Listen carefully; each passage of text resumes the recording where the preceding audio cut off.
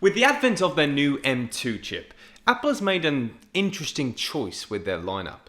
Whenever you see Pro or Air in the lineup of Mac devices, you expect to see a vast difference between the two in capabilities. And the Pro certainly does sound much better. Now, should you opt for the 14-inch or the 16-inch MacBook Pro, you will certainly see a difference in capability, as well as a very significant difference in price. However, if you are to buy the 13-inch MacBook Pro, that difference is not so easy to discern.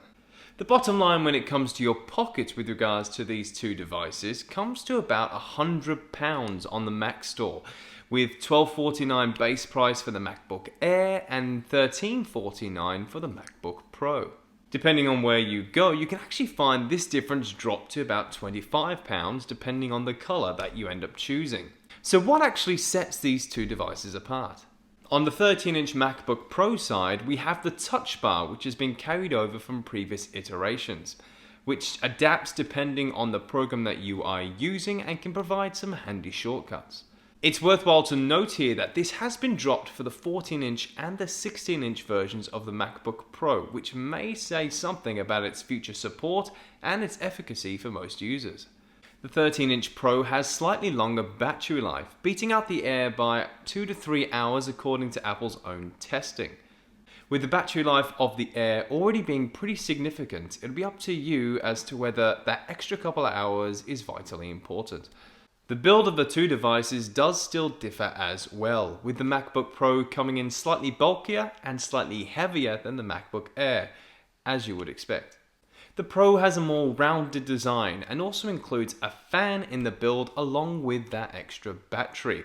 This means that under heavy load, the MacBook Pro also remains slightly cooler than the Air, as well as getting that bit of extra battery life, especially when running very graphically intense programs or rendering video. Now, the first win for the Air in my book is the fact that it comes with a 0.3-inch larger screen. This does come with a caveat though for those who hate notches, because it is present on the MacBook Air. Apple does also say that the Air runs a liquid Retina display over the Pro's regular Retina display. However, this feels to me much like marketing shtick, as the Retina simply means that it has a high resolution, and liquid simply refers to the liquid crystal display that sits on the Air, and pretty much every other display that has been made for the last 20 years. Best bet, however, is get these two displays, put them side by side, and see which one it is that you prefer.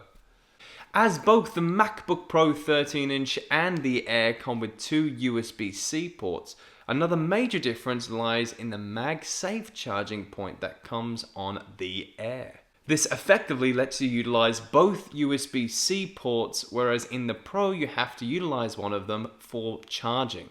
Having this charger also means that your laptop should hopefully be safe from being dragged onto the cold hard floor by the cable if somebody trips over it, which is a big win for the MacBook Air in my book.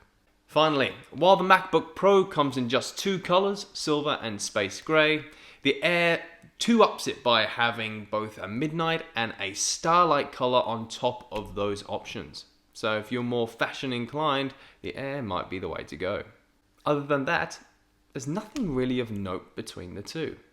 The base model of both of these devices have the exact same specs, with 256GB of storage and 8GB of unified memory.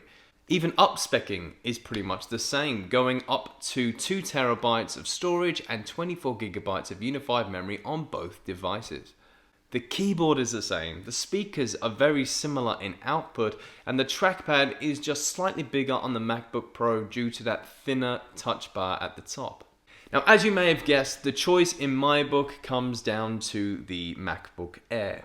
For £100 less, you get the same specs, you get a lighter design, more choice of colour, and that important MagSafe charger. If you are using intensive applications, you might opt for the 13-inch Pro just for that extra cooling and battery life. However, in this department, I feel this is where you're jumping up to the 14-inch and 16-inch MacBook Pros, as this is where they really shine, despite being a fair chunk of change more. Now, which would you buy? Leave your thoughts in the comments section down below, and please make sure to like and subscribe. This was Condon to Tech. Have a good one.